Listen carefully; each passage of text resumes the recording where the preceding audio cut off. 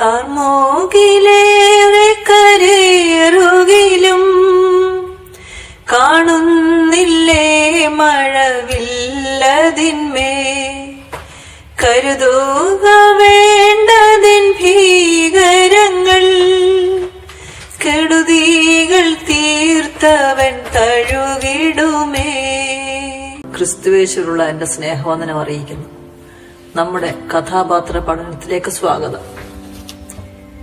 കൊറോണയുടെ കാർമകൾ ഏറിക്കൊണ്ടിരിക്കുമ്പോഴും ദൈവത്തിന്റെ വിശ്വസ്തത മഴവില്ല് പോലെ നാം കാണുന്നു. ഒരു പ്രഭാതം കൂടി കാണുമാറാക്കിയ ദൈവത്തിന് സ്തോത്രം. കുടുംബജീവിതത്തിലെ കല്ലും മുള്ളും കനലുകളും ഒക്കെ പൂവിതളാക്കി സംതൃപ്തിയോടെ ഉത്തരവാദിത്തങ്ങളൊക്കെ നിർവഹിക്കുന്ന ഇയ്യോബ് ഭാര്യയെ കുടുംബവും സമ്പത്തും ഉൾപ്പെട്ട തന്റെ ഏദൻ തോട്ടത്തിൽ നന്നായി വേല ചെയ്ത് കാത്തു സൂക്ഷിച്ചു. സന്താനപുഷ്ടിയുള്ളവരായി ദേശത്ത് വർദ്ധിച്ചു പെരുകി. ദൈവത്തിൽ നിന്ന് നല്ല സാക്ഷ്യം പ്രാപിച്ചു. ഇത്രയും നാം കണ്ടു കഴിഞ്ഞു. തന്റെ നന്മയുടെ കരം നീണ്ടു ചെന്ന കുറെ മേഖലകൾ കൂടി നമുക്കിന്ന് കാണാം. ഇയ്യോബിന്റെ 29-ാം അധ്യായം 7 മുതൽ 11 വരെ വായിക്കുന്നു. ഞാൻ പുറപ്പെട്ട് പട്ടണത്തിലേക്ക് പടിവാതിൽക്കൽ ചെന്നു. വിശാല സ്ഥലത്ത് എന്റെ ഇരിപ്പിടം വയ്ക്കുമ്പോൾ യൗവനക്കാർ എന്നെ കണ്ടിട്ട് ഒളിക്കും. വൃദ്ധന്മാർ എഴുന്നേറ്റ് നിൽക്കും. പ്രഭുക്കന്മാർ സംസാരം നിർത്തി കൈകൊണ്ട് വായ് പൊത്തും. ശ്രേഷ്ഠന്മാരുടെ ശബ്ദം അടങ്ങും.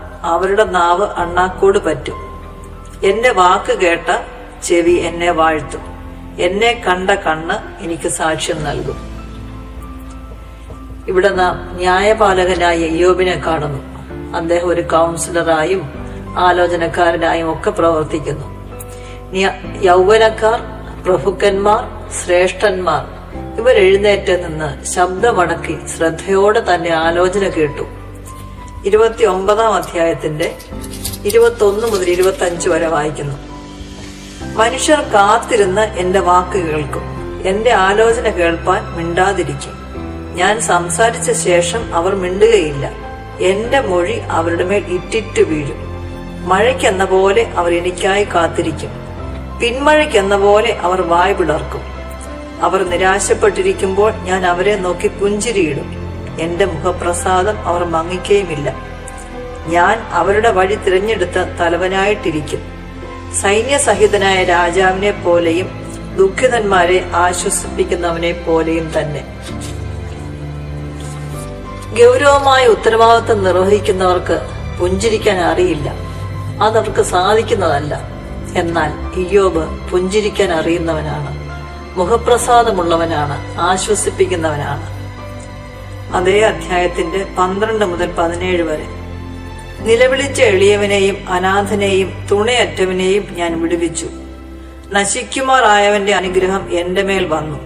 വിധവയുടെ ഹൃദയത്തെ ഞാൻ സന്തോഷം കൊണ്ട് ആർക്കുമാറാക്കി. ഞാൻ നീതിയെ ധരിച്ചു, അത് എന്റെ ഉടുപ്പായിരുന്നു.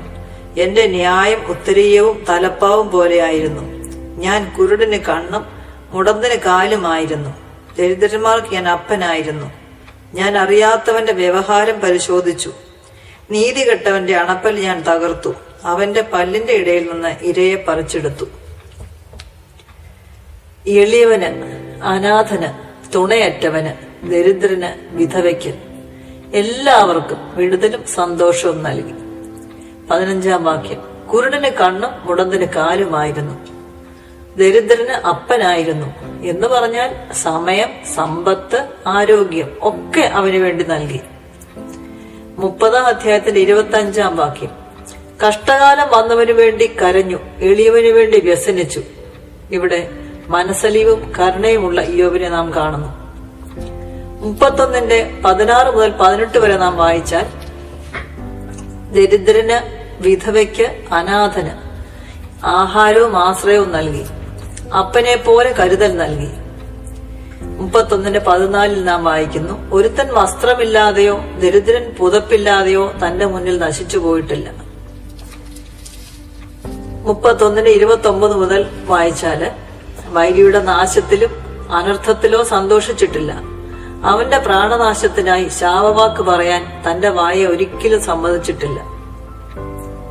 ഈ നന്മ പ്രവൃത്തിക്കെല്ലാം തന്റെ ഭാര്യയുടെയും മക്കളുടെയും മുഴുവൻ സഹായ സഹകരണങ്ങൾ ഉണ്ടായിട്ടുണ്ട്. തീർന്നിട്ടില്ല. 31:31 അവന്റെ മേശയ്ക്കൽ മാംസം തിന്ന് തൃപ്തി വരാത്തവൻ ആർ? വീട്ടിനുള്ളിൽ ആഹാരം മറ്റുള്ളവർക്കും വേണ്ടി അവർ കരുതി. 32 വാക്യം പരദേശി തെരുവീതിയിൽ രാവാർക്കേണ്ടി വന്നിട്ടില്ല. വഴിപോക്കന് ഞാൻ എന്റെ വാതിൽ തുറന്നു കൊടുത്തു. പരദേശിക്കും വഴിപോക്കനും തന്റെ ഭവനം ആശ്രയമായി. ഇങ്ങനെ പുറത്തേക്കൊഴുകിയ എല്ലാ നന്മ പ്രവൃത്തിയുടെയും സ്രോതസ് തന്റെ ഭവനമായിരുന്നു. പിന്നണിയിലെ സാമർഥ്യമുള്ള ഭാര്യ, രാജ്ഞി, ഫസ്റ്റ് ലേഡി. ദൈവത്തിന്റെ സ്വപ്നം സാക്ഷാത്കരിച്ച കുടുംബം. അദ്ദേഹത്തിന്റെ ആ ശുഭകാലത്തെപ്പറ്റി അദ്ദേഹം തന്നെ പറയുന്നത് 29 അധ്യായം 2 മുതൽ 5 വരെ. അയ്യോ, പണ്ടത്തെ മാസങ്ങളിലെ പോലെ ദൈവം എന്നെ കാത്തുപോകുന്ന നാളുകളിലെ പോലെ ഞാൻ ആയെങ്കിൽ കൊള്ളായിരുന്നു. അന്ന് അവന്റെ ദീപം എന്റെ തലയ്ക്കു മീതെ പ്രകാശിച്ചു. അവന്റെ വെളിച്ചത്താൽ ഞാൻ ഇരുട്ടിൽ കൂടി നടന്നു. എന്റെ കൂടാരത്തിന് ദൈവത്തിന്റെ സഖ്യതയുണ്ടായിരിക്കുകയും സർവശക്തൻ എന്നോടുകൂടെ വസിക്കുകയും എന്റെ മക്കൾ എന്റെ ചുറ്റും ഇരിക്കുകയും ചെയ്ത എന്റെ ശുഭകാലത്തിലെ പോലെ ഞാൻ ആയെങ്കിൽ കൊള്ളായിരുന്നു. ദൈവം എന്നെ കാത്തുപോന്നു. എന്റെ തലയ്ക്ക് മീതെ ദൈവത്തിന്റെ ദീപം പ്രകാശിച്ചു.